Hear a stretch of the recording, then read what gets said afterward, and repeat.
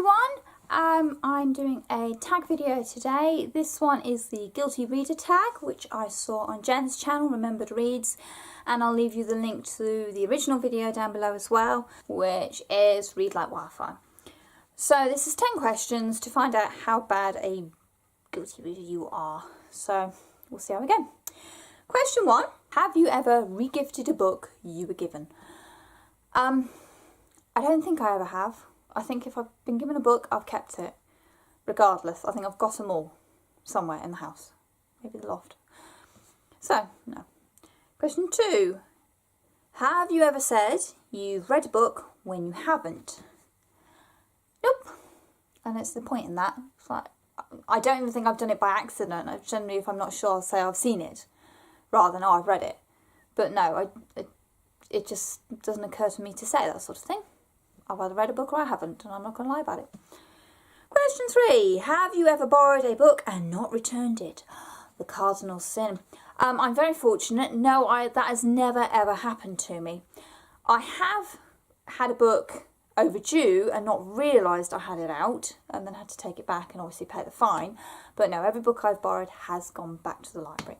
Question 4. Have you ever read a series out of order?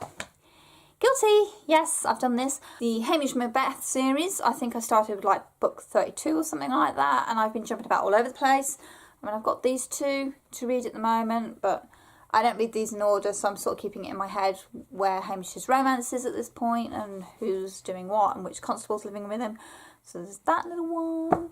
This series, the Lord John series by Diana Gabaldon, I've read these as I've managed to pick them up. So I think I read a short story first, then it was Brotherhood of the Blade, and now it's Private Matter. So they haven't been read in order either, but I'm quite happy. They kind of stand alone quite nicely, and I just hold the history in my head, so that's not a problem. I'm sure there's another series I've done it too, but I can't think of it off the top of my head. Question 5. Have you ever spoilt a book for someone? I try not to. So if I have done it, I apologise. Obviously I do, if I'm going to give details of the book away, I will say spoiler alert, or do you want to know this? But I try not to consciously give away spoilers.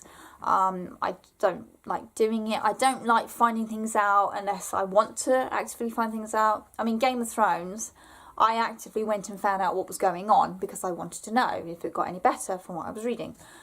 But I wouldn't go and do that to somebody else unless they asked me to. Question 6. Have you ever dog-eared a book? No. No, I don't like it. I don't like it at all. It drives me potty. Unfortunately, I'm one of those people that goes along the library shelves, and if there's dog ears that I can see, I will get the book out and I will unfold them all and then put the back on the shelf. I'm really bad for that sort of thing. Hubby picked this up for me last week. That's a new Wonder Woman book by Leah Bardugo. And very frustratingly, there's a dog ear here. But it's not just any old dog ear. It's where the paper hasn't been cut properly and it's been folded in. I've got a few books that have done that, so it's quite frustrating, but that's how the book came, so I can live with it. Question 7. Have you ever told someone you don't own a book when actually you do? I don't think so. Not that I know of. And I tend not to have people asking me to borrow my books. As a rule, it's not really cropped up. So I don't have that issue either. But some people have had people wanting to borrow books and not come back. So, Question 8. Have you ever told someone you haven't read a book when you have? Nope. No, I don't think I've done that either. That's boring of me, isn't it? I mean, I will say I've read 2 pages of Twilight, but I'm not going to claim I've read the book or I haven't read the book because I've just done 2 pages of it. So, I mean, there is that little detail. But apart from that, no, I don't see the point in fibbing about reading a book. And I mean, particularly some people do it apparently to sound highly educated. You know, I lied about reading Dickens, Hardy and all this and the other. And it's like, well, what's the point? You're going to get caught out at some point. If you tell this story all the time, people are going to assume you know what you're doing. So, no, I've either read it or I haven't, and I'm not going to fib about it. Question 9. Have you ever skipped a chapter or section of a book? Yes, I'm guilty of this. If something really exciting has happened and the chapter has ended on that cliffhanger, I kind of flick forward to the next chapter just to see if everybody gets out okay, and then I'll flick back and read the next chapter properly. Or if I'm sort of skim reading because I'm bored, and then I'll sort of drift ahead a little bit to see if it gets any better. I did that a few times with Passenger and Wayfarer. I just needed to know it was going to get a little bit better, so I have done that. I am also guilty of falling asleep while I'm being read to. We've just finished Skullduggery Pleasant, Book 2, Playing with Fire. These are by Derek Landry. Great reads if you haven't read them. But I dropped off for a couple of chapters towards the end. And so when I woke up, obviously my husband was reading the next chapter. So I've had to go back and read what I've fell asleep to and catch up. So I've had to do that a few times with a few books now. And it just saves him reading the same bit over and over again while I keep dropping off. It's no reflection on the book always. You know, these Skullduggeries are great, entertaining books. I was just really, really tired. The Anita Blakes, I think I just switched off.